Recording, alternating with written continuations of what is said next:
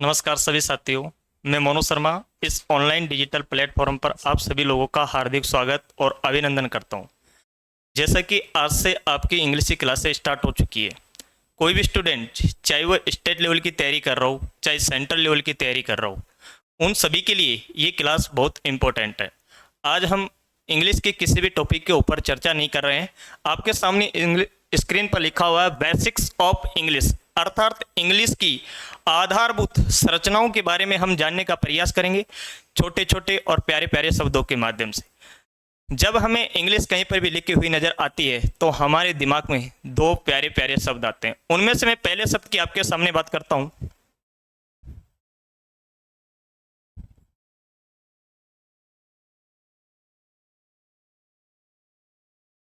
Language. Language को हिंदी में हम भाषा कहते हैं। आपके सामने दो मीनिंग लिखता हूं मैं।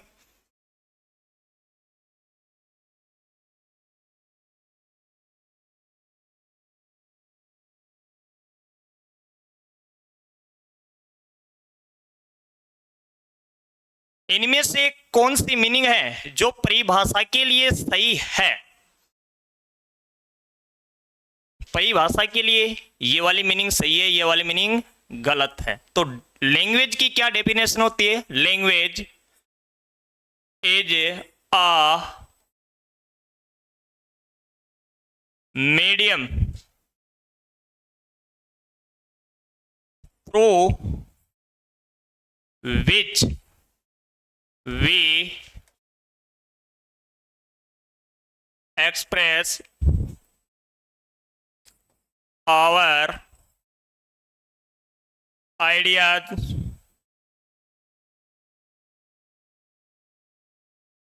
feeling और इमोशंस। लैंग्वेज को हिंदी में हम भाषा कहते हैं। भाषा इज अ मीडियम, भाषा एक प्रकार का साधन है, थ्रू विच जिसके जरिए वी एक्सप्रेस हम अभिव्यक्त करते हैं। क्या चीज अभिव्यक्त करने का प्रयास करते हैं? आवर आइडियाज हमारे विचारों को, फीलिंग हमारी भावनाओं को और इमोशन हमारे संवेगों को किसी भी व्यक्ति के सामने हम अभिव्यक्त करने का प्रयास करते हैं। इमोशन का मतलब ये होता है कि दिल की कोई एक ऐसी एक्टिविटी जिसके माध्यम से हम कोई चीज बनाने का काम करते हैं, उसे हम क्या कहते हैं? इमोशन कहते हैं। अब आपके दिल में एक प्यारा सा प्रश्न ये आएगा कि सर आपने एक्सप्रेस का मतलब क्या बताया? अभिव्यक्त करना। अभिव्यक्त करना। हम किस चीज को अभिव्यक्त करते हैं? किसी भी व्यक्ति के द्वारा कही हुई बात को हम अभिव्यक्त करने का प्रयास करते हैं। और कितने तरीकों से करते हैं? 4 तरीकों से हम अभिव्यक्त करने का प्रयास करते हैं। कोई व्यक्ति जब हमें कोई बात कहता है तो पहले हम उस बात को क्या करते हैं? सुनने का प्रयास करते हैं। सुनने के पश्चात उसी बात को हम क्या करते हैं? बोलने का प्रयास करते हैं। बोलने के पश्चात हम उसी बात को क्या करते हैं? पढ़ने का प्रयास करते हैं। और पढ़ने के पश्चात हम उसी बात को क्या करते हैं? लिखने का प्रयास करते हैं। दूसरा पॉइंट हमारे पास बेसिक ऑफ इंग्लिश में आता है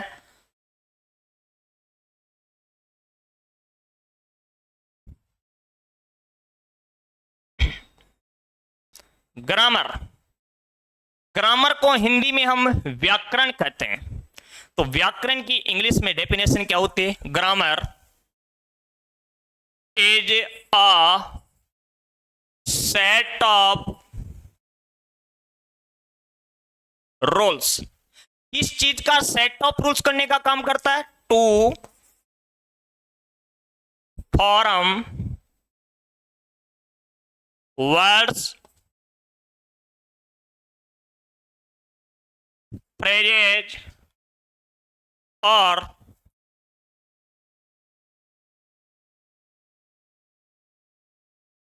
sentences in a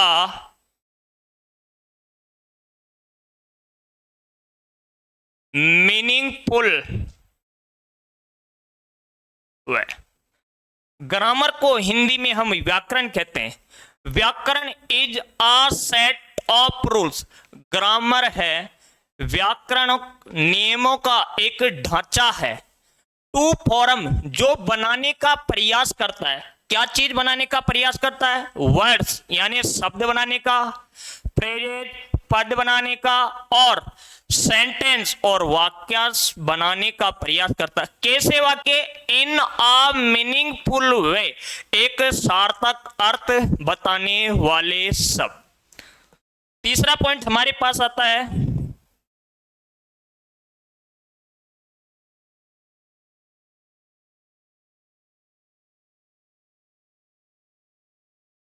English language. आपके मन में विचार आएगा कि इंग्लिश तो अपने आप में एक क्या है? आप कहोगे इंग्लिश अपने आप में एक लैंग्वेज है। क्या है? लैंग्वेज है।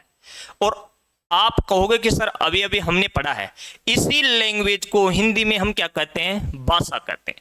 आपके मन में एक प्यारा सा और खूबसूरत प्रश्न यह आना चाहिए कि सर इंग्लिश लैंग्वेज आती कहां से है? इंग्लिश लैंग्वेज आती है जैसे ही हमारे दिल में एक प्यारा सा शब्द आ जाए, और उसका क्या नाम है? आप कहोगे साउंड। साउंड को हिंदी में हम क्या कहते हैं? ध्वनि। इस साउंड के कुछ सिंबल्स चलते हैं जिन्हें हिंदी में हम क्या कहते हैं? चिन्ह कहते हैं। जिनकी इंग्लिश में संख्या कितनी होती है? 26 लेटर्स, जिन्हें हिंदी में या तो हम वर्ण के नाम से जानते हैं या अक्षर के नाम से जानते हैं। वर्ण या अक्षर के साथ जैसे ही हमारे अंदर से कोई ध्वनि बाहर निकलती है तो वहीं से इंग्लिश लैंग्वेज क्या हो जाती है? पैदा हो जाती है। अब आपके सामने मैं कुछ लेटर्स लिख रहा हूं, उन लेटर्स की आपको क्या बतानी है? साउंड बतानी। जैसे फॉर एग्जांपल के लिए आपके सामने लेटर लिखा हुआ है एम। इस एम से क्या साउंड निकल रही है? आप कहोगे कि मैकी। आपके पास लेटर लिखा हुआ है के। कैसे की चीज की साउंड निकल रही है? कैकी। जैसे ये के हमारे से नाराज होकर अपना मुंह मोड़ लेता है तो आप कहोगे कि सर इस के ने तो अपना पूरा खेल बिगाड़ दिया है। अब इस लेटर से कोई साउंड नहीं निकल रही है तो अब हम क्या करेंगे? हमें खुद ऐसे सिंबल्स लाने पड़ेंगे जिनके माध्यम से हम कोई किसी भी लेटर को देखकर ये बता सके कि इस लेटर की ये साउंड है। इसीलिए अंग्रेजी में एक शब्द आया है और उस शब्द का नाम क्या है? अल्फाबेट।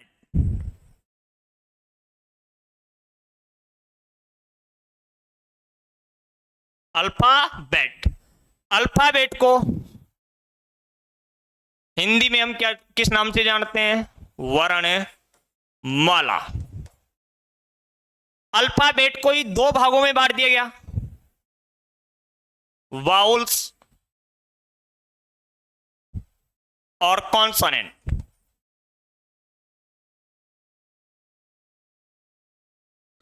अल्फाबेट को दो भागों में बांटा गया है, वाउल्स और कॉन्सोनेंट।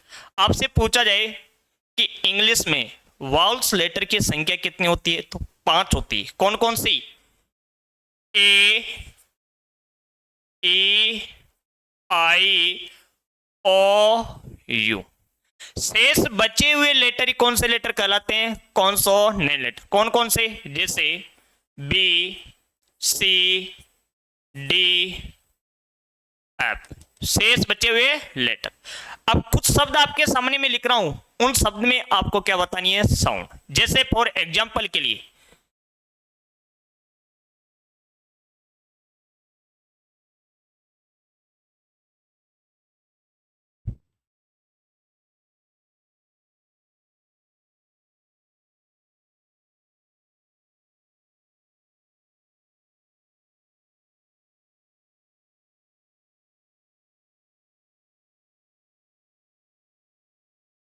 आपके सामने फायर, फेट और सर्कल, तीन शब्द लिखे हुए हैं। इस फिट में किस आई की क्या साउंड निकल रही है? आप कहोगे ए की। फायर में आप कहोगे आई की। सर्कल में सी की क्या साउंड निकल रही है? आप कहोगे स की। आई की क्या साउंड निकल रही है? आप कहोगे ए की। और सी की क्या साउंड निकल रही है? क की। ये ध्यान से देखना, यहां भी आई लिखा हुआ है, फिट में भी, फायर में भी आई लिखा हुआ है, सर्कल में भी आई लिखा हुआ है। यहां फिट में आई के द्वारा तो किस चीज की साउंड? ए की साउंड। यहां फायर में आई के द्वारा किस चीज की साउंड? आ की साउंड। सर्कल में आई की किस चीज की साउंड? ए की साउंड। यहां भी सी लिखा हुआ है और यहां भी सी लिखा हुआ है सर्कल में। पहले वाले सी के द्वारा सेक की साउंड निकल रही है और दूसरे वाले सी के द्वारा क की साउंड निकल रही है।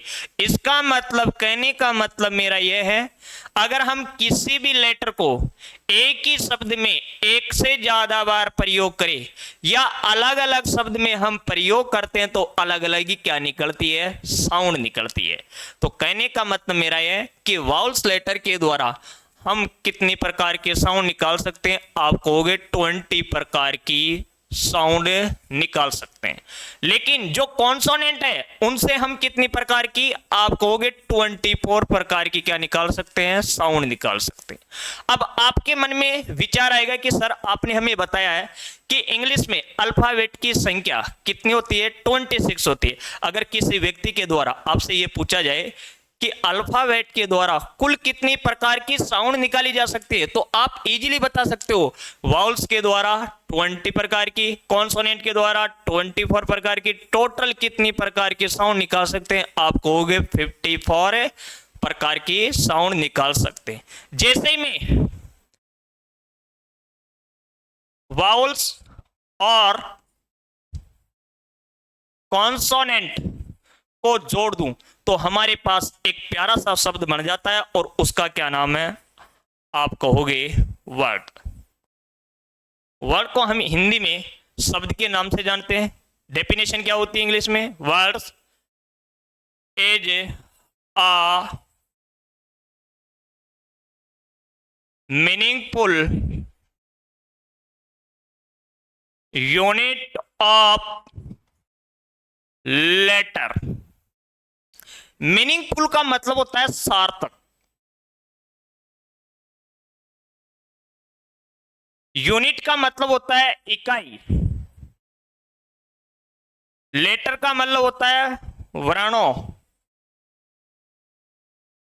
जब हम वर्णों के छोटे छोटे टुकड़ों को आपस में मिला दे तो एक सार्थक शब्द बन जाता है, जिसे हम क्या कहते हैं? शब्द कहते हैं।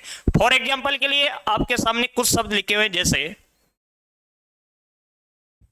क्या लिखे हुए शब्द सार्थक या नहीं है? देखना सभी।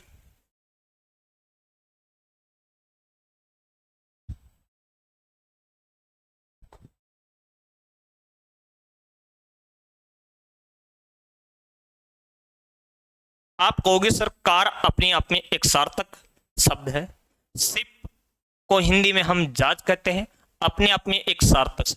अक्स डिफेस अपने आप में इसका कोई भी सार्थक शब्द नहीं निकलता है, तो ये हमारे शब्द समूह से क्या हो जाता है? बारह हो जाता है। इसलिए हमारे आगे लिखा हुआ है यूनिट। यूनिट को हिंदी में हम किस नाम से जानते हैं? इकाई के नाम से जानते हैं। इसी इकाई को हम छोटे छोटे टुकड़ों में बांटने का प्रयास करते हैं। इसी के हिसाब से हमारे पास इंग्लिश में एक प्यारा सा शब्द आता है, उसका नाम है parts of speech.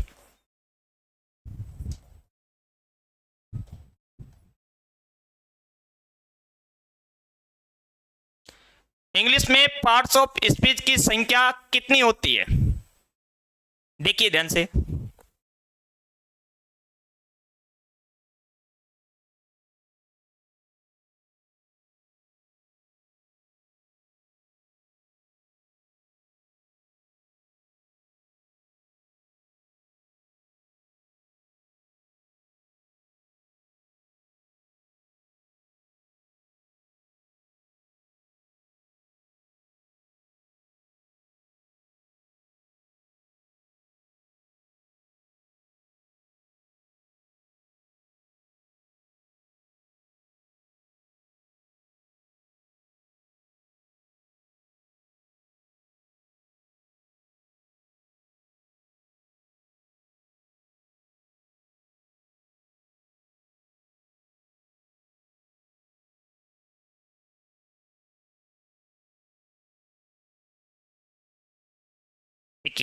Parts of speech की संख्या आपके सामने लिखी हुई है। Noun, pronoun, adjective, verb, adverb, conjunction, preposition, articles और इंटरजेक्शन।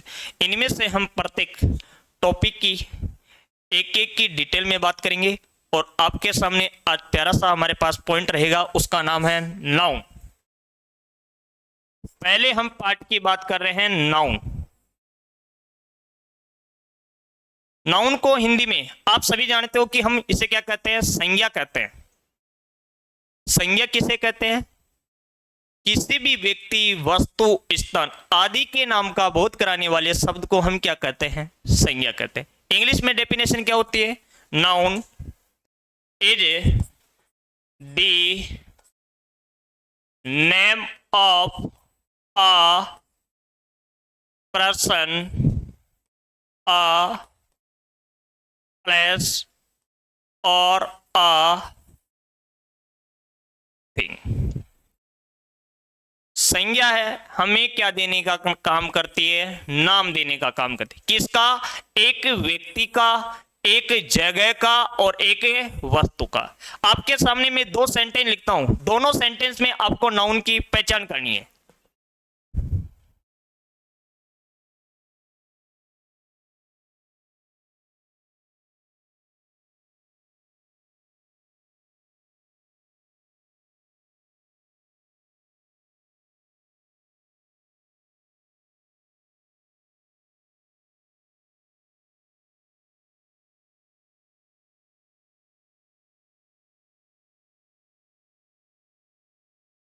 वो सेंटेंस आपके सामने लिखे हुए हैं। Neha called Radha, Mohan had a car.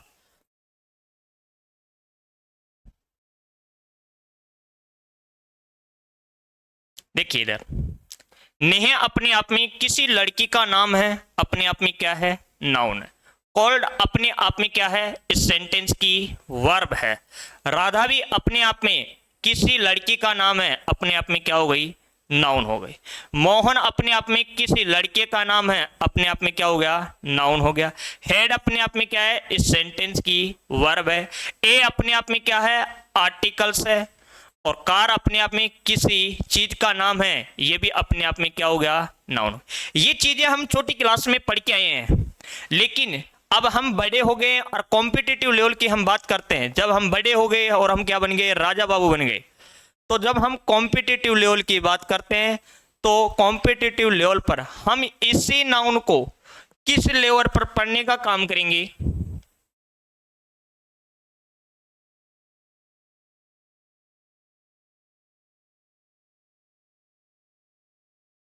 Functional level के आधार पर। फंक्शनल लेवल का मतलब ये होता है कि हम जब किसी शब्द का हम प्रयोग नहीं करेंगे तो हम ये नहीं बता सकते कि लिखा हुआ जो शब्द है, नाउन है, प्रोनाउन है, एडजेक्टिव है, वर्ब है, एडवर्ब है, हम उस शब्द का प्रयोग करने के बाद ही हम उसे बता सकते हैं।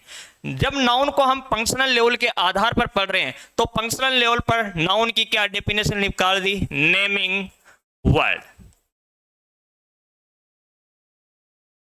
Naming word. इसी नेमिंग वर्ड के आधार पर इस फंक्शनल लेवल को कितने भागों में बांटा गया है? 4 भागों में बांटा गया है। पहली कंडीशन है विजुअल। दूसरी कंडीशन होती है फेल्ट ओनली।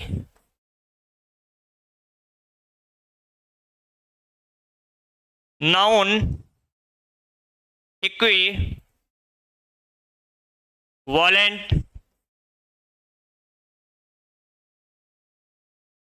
यूनिट।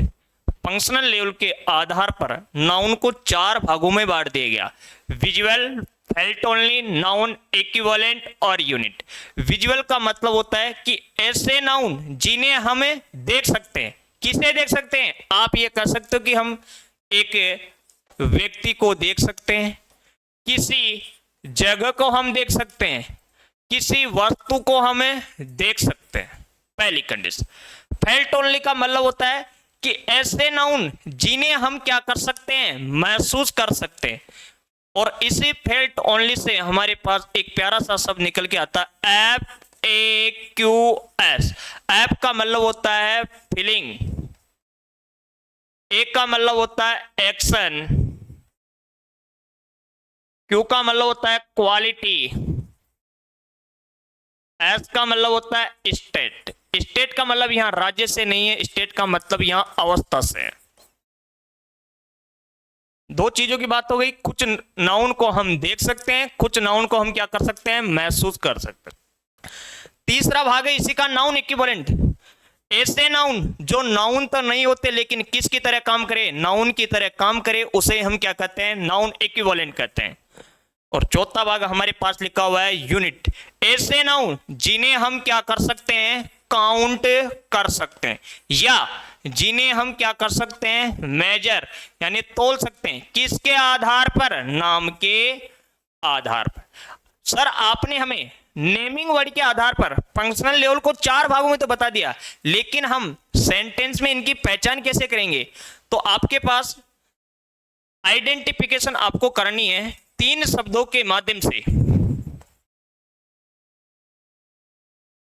व्हाट, ओ और होम के आधार पर। व्हाट का मतलब क्या होता है, हु का मतलब कौन होता है, और होम का मतलब किसे होता है। आपको सेंटेंस में रखना है प्रत्येक को। अगर इनसे आपको आंसर मिल रहा है तो अपने आप में वो शब्द क्या हो जाएगा, नाउन हो जाएगा। अब आपके सामने में कुछ एग्जाम्पल लिखता हूं, आपको उन एग्जाम्पल में इन तीनों आइडेंटिफिकेशन के आधार पर आपको नाउन की पहचान करनी है।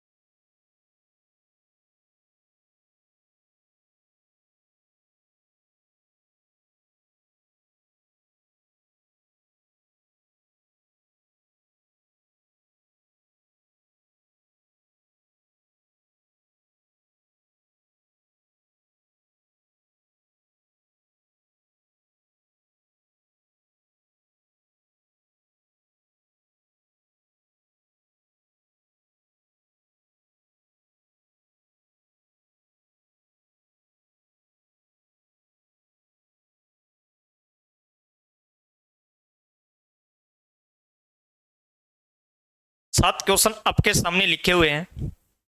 करण will come tomorrow, Naman went home, honesty is the best policy, love change a person, Raju found a bag, Radha like singing, Monu पे, रेंट, टुमारो, नेवर कम। इनमें आपको नाउन की पहचान करनी है। देखो इधर, करण विल कम टुमारो। करण नाम का कोई व्यक्ति है जो कल आएगा। हु विल कम टुमारो, कल कौन आएगा? तो हु का आंसर कौन दे रहा है? आप कहोगे करण। करण कब आएगा? तो वेन का आंसर कौन दे रहा है? टुमारो। वेन का आंसर देने वाले शब्द क्या कहलाते हैं? Adverb. Naman went home. Who went home, कौन घर गया? तो हु का आंसर कौन दे रहा है? आप कहोगे नमन। नमन कहां गया? तो होम किसका आंसर दे रहा है? आप कहोगे वेयर का। और वेयर का आंसर देने वाले शब्द भी क्या कहलाते हैं? Adverb. Honesty is the best policy. What is the best policy? अच्छी नीति क्या है? तो आप कहोगे honesty. Honesty is the what? ईमानदारी क्या है? आप कहोगे अच्छी पॉलिसी। किसका आंसर मिल रहा है? व्हाट का। Love change a person. What change a person? एक व्यक्ति को क्या परिवर्तन कर सकता है? आप कहोगे प्यार। Love change who, home. Love change home, प्यार किसे परिवर्तन कर सकता? आप कहोगे एक व्यक्ति को। लव यहां व्हाट का आंसर दे रहा है और पर्सन का किसका आंसर दे रहा है? होम का आंसर दे रहा है। Raju found a bag. Who found a bag, कौन ने एक बैग प्राप्त किया? आप कहोगे राजू ने। किसका आंसर दिया? हु का। राजू फाउंड व्हाट, राजू ने क्या प्राप्त किया? आप कहोगे बैग। तो किसका आंसर मिला? व्हाट का। तो बैग अपने आप में क्या हो गया? यहां नाउन हो गया। राजू अपने आप में क्या हो गया? नाउन हो गया। Radha like singing. Radha what like singing? Who like singing, कौन गाना पसंद करती है? आप कहोगे राधा। राधा लाइक व्हाट, राधा क्या पसंद करती है? आप कहोगे सिंगिंग।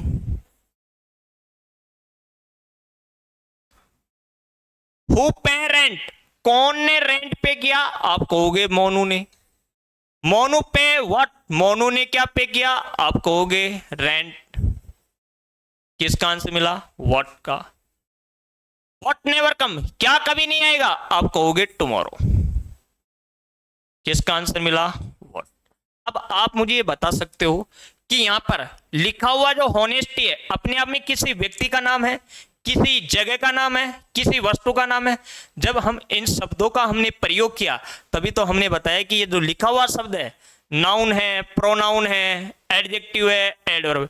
जब हम उन शब्दों का प्रयोग करेंगे तभी हम उन्हें बता सकते हैं। इसीलिए जब कॉम्पिटिटिव लेवल की बात की जाती है तो नाउन को किस लेवल पे पढ़ते हैं अपन? फंक्शनल लेवल पर। और फंक्शनल लेवल का मतलब ये होता है जब हम उस शब्द का प्रयोग करेंगे तभी हम क्या बता सकते हैं कि ये नाउन है, प्रोनाउन है, एडजेक्टिव है, एडवर्ब है।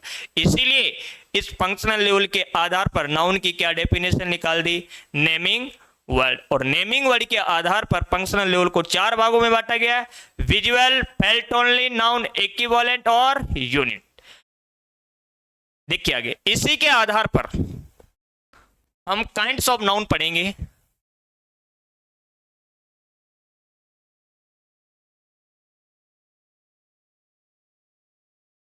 नाउन के प्रकार की हम बात कर रहे हैं, यानी संज्ञा के प्रकार। संज्ञा के प्रकार को कितने भागों में बांटा गया है? कोई बता सकता है?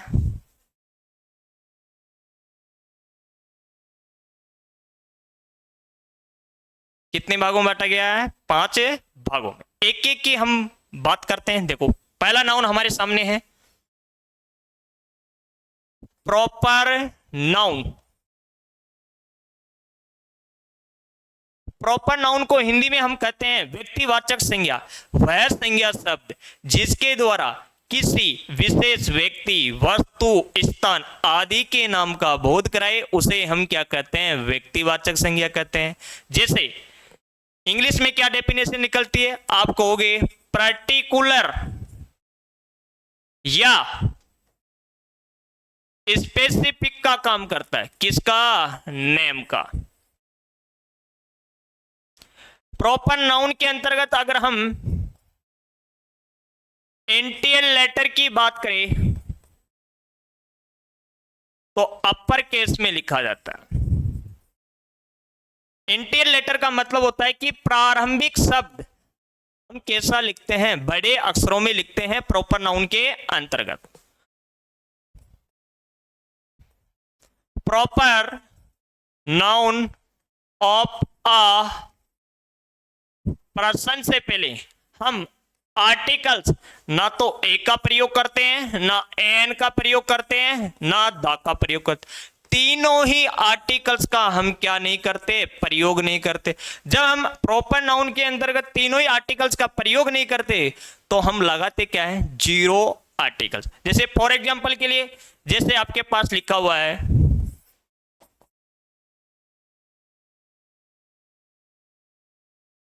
राधा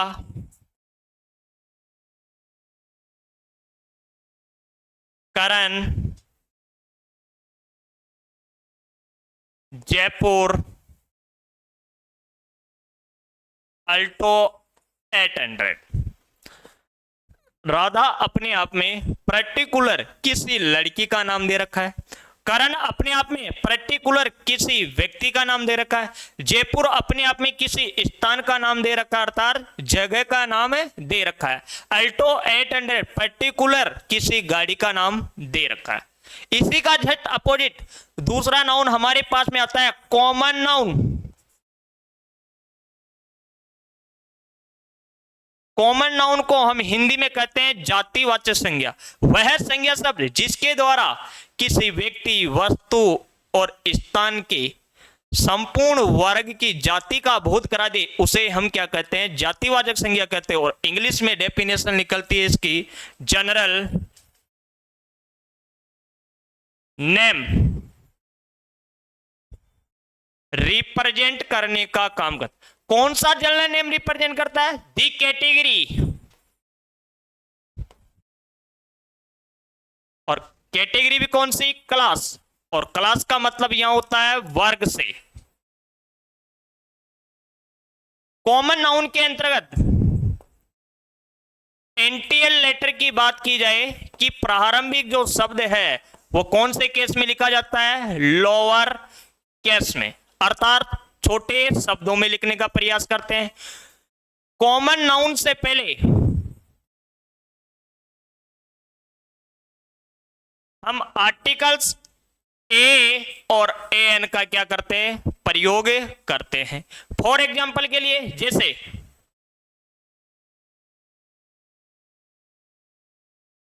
यहां हम संपूर्ण जाति का बोध करेंगे। जैसे प्रॉपर नाउन के अंतर्गत राधा लिखा हुआ है, इसी राधा की संपूर्ण जाति क्या हो जाएगी? आ गर्ल्स। आ गर्ल्स। करण लिखा हुआ है, करण की संपूर्ण जाति का हम बोध करेंगे तो आ बॉयज। जयपुर लिखा हुआ है, जयपुर की हम संपूर्ण जाति का बोध कर देंगे तो आ सिटी। अल्टो 800 लिखा हुआ है, इसकी संपूर्ण जाति का बोध करेंगे तो आ कार। दो नाउन की हमने बात की है, प्रॉपर नाउन और कॉमन नाउन। प्रॉपर नाउन किसी व्यक्ति, वस्तु, स्थान आदि के नाम का बोध कराता है, जबकि कॉमन नाउन के अंतर्गत, प्रॉपर नाउन के अंतर्गत जो हम नाम देने का काम करते हैं उन्हीं की संपूर्ण जाति या वर्ग का क्या कराता है? बोध कराता है। अर्थात प्रॉपर नाउन का जस्ट अपोजिट आता है कॉमन नाउन। अगला नाउन हमारे पास है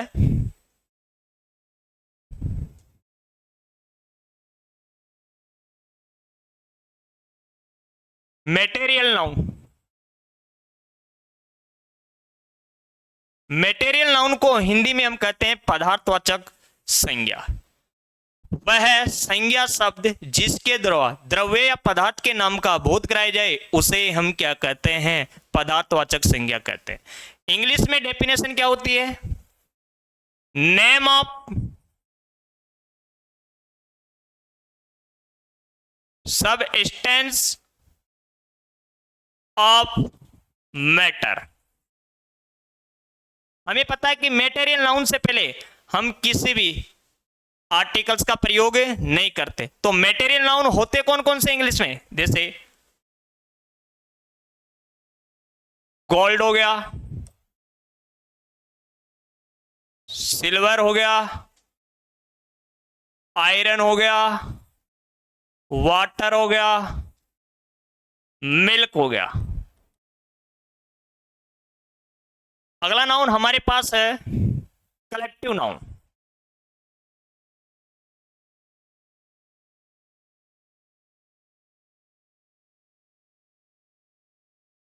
कलेक्टिव नाउन को हिंदी में हम कहते हैं समूहवाचक संज्ञा। वह संज्ञा शब्द जिसके द्वारा किसी व्यक्ति, वस्तु, स्थान आदि के समूह का बोध करा दे उसे हम क्या कहते हैं? समूहवाचक संज्ञा कहते हैं।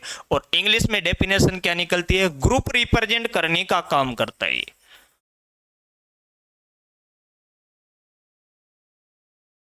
ग्रुप रिप्रेजेंट करने का काम तो करता है कलेक्टिव नाउन। कितनी तरीके से ग्रुप रिप्रेजेंट करता है? 3 तरीके से। पर्सन के संबंध में, प्लेस के संबंध में और थिंग के संबंध में। कलेक्टिव नाउन 3 तरीकों से ग्रुप रिप्रेजेंट करने का काम करता है। पर्सन के संबंध में, प्लेस के संबंध में और थिंग के संबंध में। जब पर्सन की बात की जाए कि जो व्यक्तियों का जो समूह होता है उसे हम इंग्लिश में क्या कहते हैं? तो व्यक्तियों के समूह को हम क्या कहते हैं? गैंग। जितने भी वकीलों के जो समूह होते हैं उनके लिए हम क्या नाम लेते हैं? आप कहोगे जूरी। वकीलों के समूह के लिए जूरी। लड़कियों के समूह की बात की जाए तो लड़कियों के समूह के लिए होता है बैनी।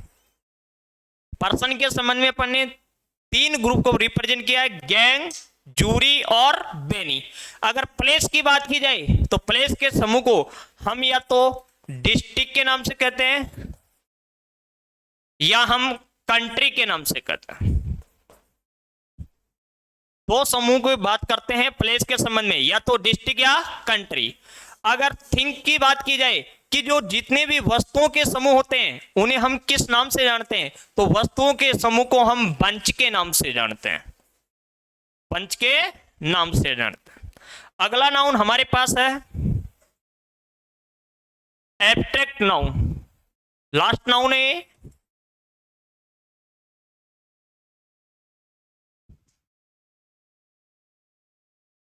एब्स्ट्रैक्ट नाउन को हिंदी में हम कहते हैं भाववाचक संज्ञा।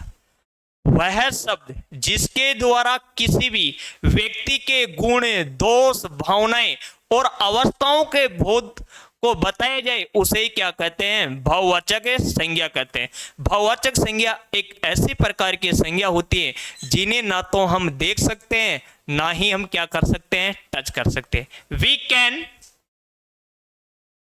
we can not see and touch। ऐसी संज्ञा जिन्हें ना तो हम देख सकते हैं ना छू सकते हैं, वह कौन सी संज्ञा होती है? एब्स्ट्रैक्ट नाउन होती है। और इसीलिए इसके लिए एक शब्द आया है felt only. Felt only say एक प्यारा सा शब्द निकल के आता है FAQS। ऐप का मतलब होता है फीलिंग, ए का मतलब होता है एक्शन, क्यू का मतलब होता है क्वालिटी, एस का मतलब होता है स्टेट। स्टेट का मतलब यहां राज्य से नहीं है, स्टेट का मतलब यहां अवस्था से है। जैसे फॉर एग्जांपल के लिए आपके सामने है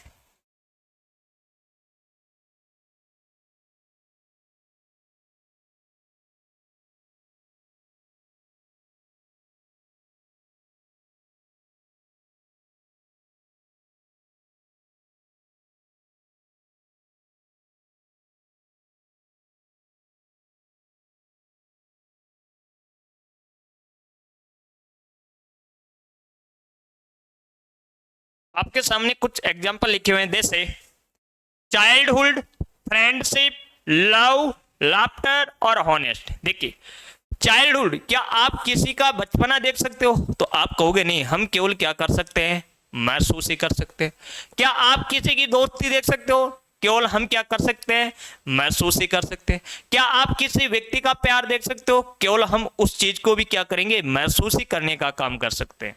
क्या आप किसी की हंसी देख सकते हो? तो आप में से कई स्टूडेंट से कहेंगे कि हाँ बिल्कुल हम देख सकते हैं कि वह हंस रहा है, लेकिन आप उसके अंदर की हंसी देख सकते हो कि नहीं? हम केवल महसूस ही करने का काम कर सकते हैं। हॉनेस्ट, किसी की ईमानदारी आप देख सकते हो? नहीं, हम केवल उसकी क्या कर सकते हैं? महसूस ही कर सकते हैं। अब आपके सामने ये एग्जाम्पल लिखे हुए हैं। आपको पता है चाइल्ड अपने आप में मूल शब्द होता है, ये हुड क्या जुड़ा हुआ है? फ्रेंड अपने आप में मूल शब्द होता है, शिप क्या है? लाभ अपने आप में मूल शब्द है, टर क्या है? हॉनेस्ट अपने आप में क्या है? मूल शब्द है। ऑनेस्ट अपने आप में मूल शब्द है। वाई क्या जुड़ा हुआ है? यहीं से अपन बात करें, चाहे इंग्लिश की बात करें चाहे हिंदी की बात करें, यहीं से दो शब्दों की उत्पत्ति होती है जिन्हें हम कहते हैं एपिक्सेस। एपिक्सेस का मतलब ये होता है कि किसी भी शब्द के आगे व पीछे कुछ जोड़ना। तो हम किसी भी शब्द के आगे और पीछे दो ही शब्द जोड़ते हैं।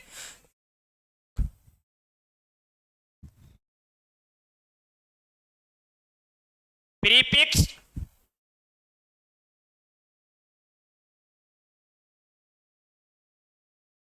और सफिक्स। एपिक्सेस के अंदर या तो हम प्रीफिक्स जोड़ते हैं और या सफिक्स। प्रीफिक्स का मतलब होता है उपसर्ग,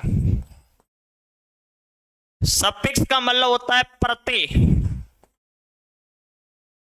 आप कहोगे कि सर हम प्रीफिक्स और सफिक्स दोनों जोड़ेंगे किसमें?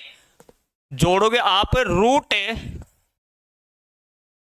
बेसिक फ्रॉम अ वर्ड, यानी शब्द का जो मूल रूप होता है उस मूल रूप में या तो हम प्रीफिक्स जोड़ेंगे या उसी रूट बेसिक वर्ड में हम क्या जोड़ेंगे? सफिक्स जोड़ेंगे। जैसे फॉर एग्जांपल के लिए आपके पास है, जैसे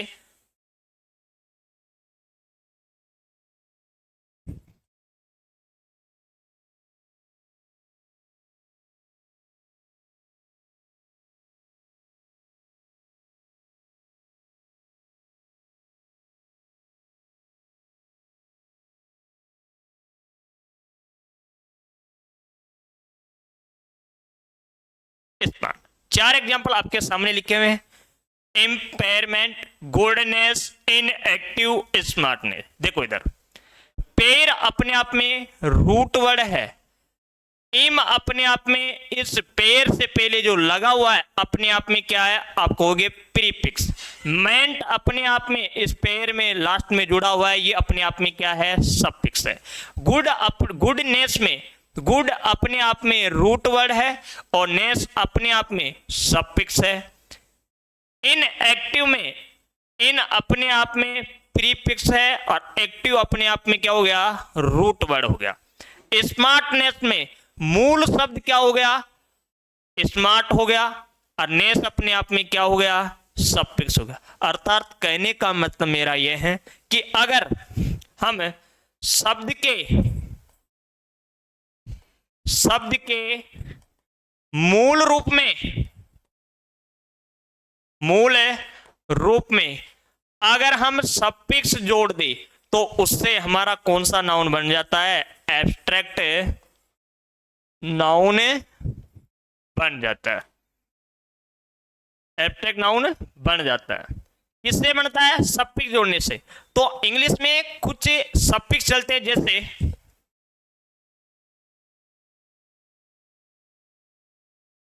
इंग्लिश में सफिक्स कौन कौन से होते हैं? जैसे हम किसी भी शब्द में मेंट,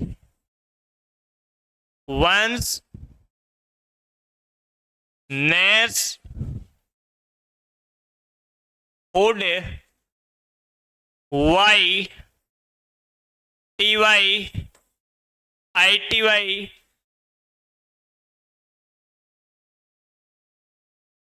एच टी एच, रेड, टर,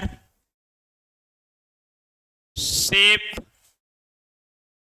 आई-एन-जी, आयन, इज एन ऑन, आर वाई और आर टी वाई, यही सफिक्स है जो इंग्लिश में चलते हैं। अब आपके सामने में कुछ एग्जाम्पल लिखता हूं, उन एग्जाम्पल्स में आपको ये सफिक्स जोड़कर मूल शब्द बनाना है। जैसे फॉर एग्जाम्पल के लिए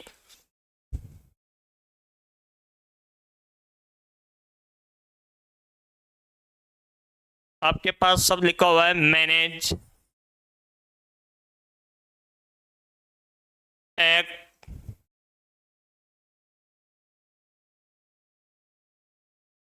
revise, decide, happy, long,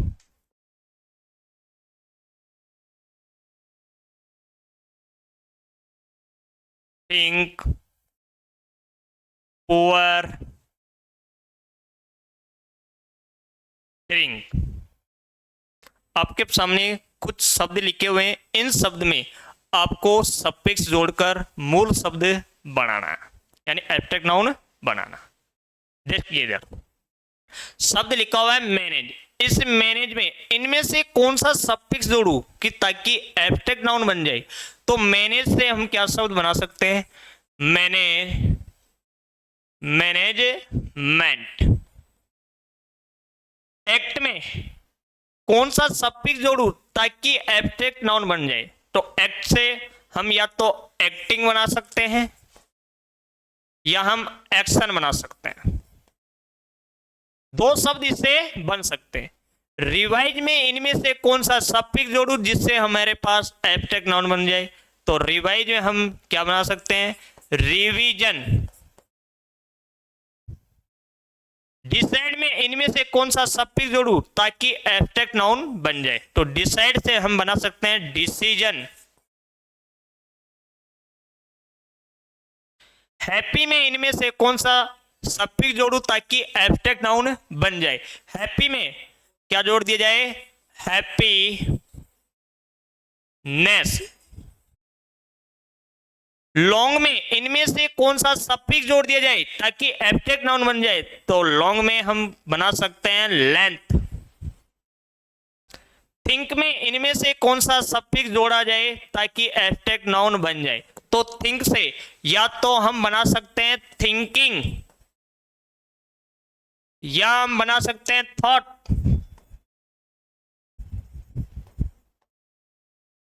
poor में इनमें से कौन सा सफिक्स जोड़ा जाए ताकि एब्स्ट्रैक्ट नाउन बन जाए। तो पुअर में हम क्या जोड़ दें, इसमें पुअर से क्या बना सकते हैं, पुअरनेस। ड्रिंक में इनमें से कौन सा सफिक्स जोड़े ताकि एब्स्ट्रैक्ट नाउन बन जाए। तो ड्रिंक पे हम बना सकते हैं ड्रिंकिंग। अब आपके मन में विचार आएगा कि सर हम इस मैनेज से मैनेजर भी तो बना सकते हैं, मैनेज से मैनेजर भी बना सकते हैं। तो नोट लगाकर क्या लिखना है कि मैनेज से हम क्या शब्द बना सकते हैं, मैनेजर। अगर किसी भी शब्द के अंत में ई आर, ओ आर और आर को जोड़ दिया जाए,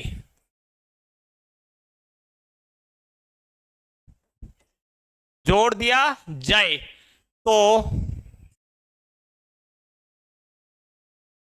यह शब्द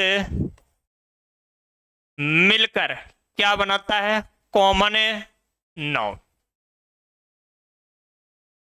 कहने का मतलब मेरा यह है, अगर हम किसी भी शब्द में ए आर, ओ आर और आर को जोड़ दे तो ये शब्द मिलकर क्या बना देता है, कॉमन नाउन। जैसे फॉर एग्जांपल के लिए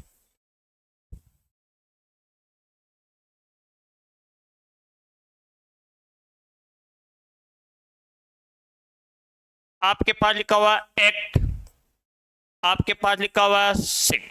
इस एक्टर में इनमें से कौन सा शब्द जोड़ू ताकि इसका मूल शब्द बन जाए? एक्टर से हम बना सकते हैं एक्टर, सिंग से हम बना सकते हैं सिंगर। तो देखिए एक्टर में भी क्या आया, इया, सिंग में भी क्या जुड़ा हुआ है लास्ट में, इया। तो दोनों ही कौन से नाउन हो गए? Common noun.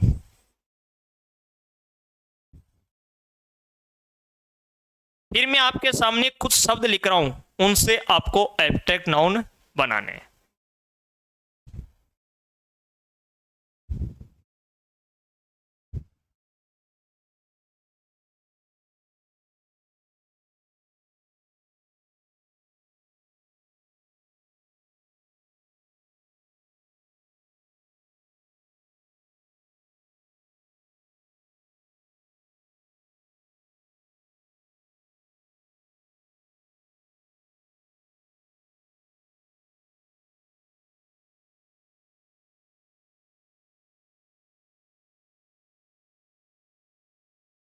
Change in abstract noun. आपके सामने जैसे वर्ब लिखी हुई है, appoint, beauty,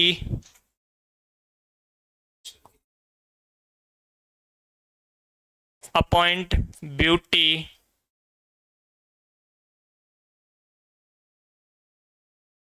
nominate,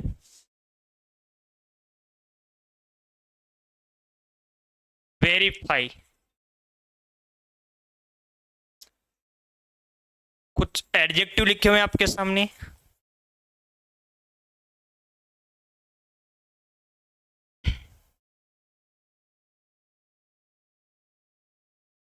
sincere,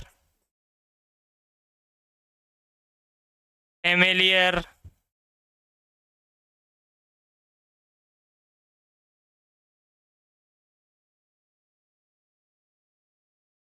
hide. कुछ आपके पास कॉमन नाउन है।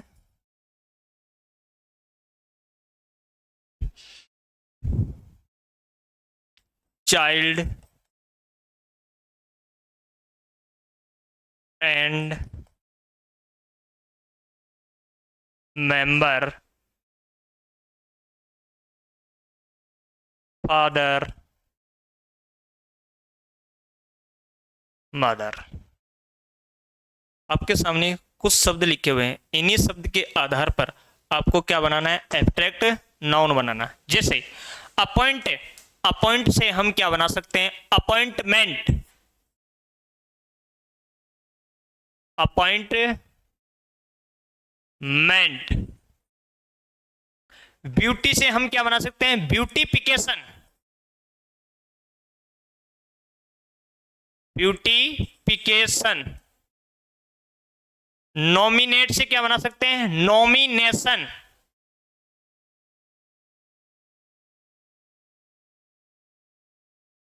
वेरीफाई से हम क्या बना सकते हैं? वेरीफिकेशन। इन जो चारों जो शब्द हैं हमारे पास क्या है? ये वर्ब है। अब हम कुछ एडजेक्टिव की बात करें, जैसे सिंसियर है, सिंसियर से हम क्या बना सकते हैं? सिंसियरिटी। फेमिलियर से हम क्या बना सकते हैं? फेमिलियरिटी।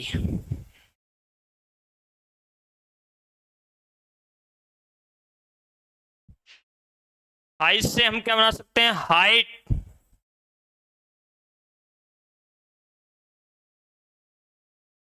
कुछ कॉमन नाउन आपके सामने लिखे हुए हैं, चाइल्ड, फ्रेंड, मेंबर, फादर और मदर। चाइल्ड से हम क्या बना सकते हैं? चाइल्डहुड।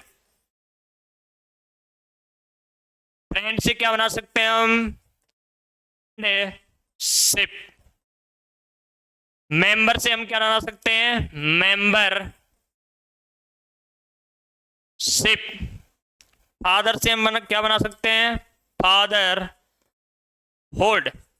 और मदर से हम क्या बना सकते हैं? Mother hood. सभी को एब्स्ट्रैक्ट नाउन अब बढ़िया अच्छे से समझ में आ गया होगा। आज के लिए इतना ही काफ़ी, मिलते हैं कल। धन्यवाद सभी साथियों का।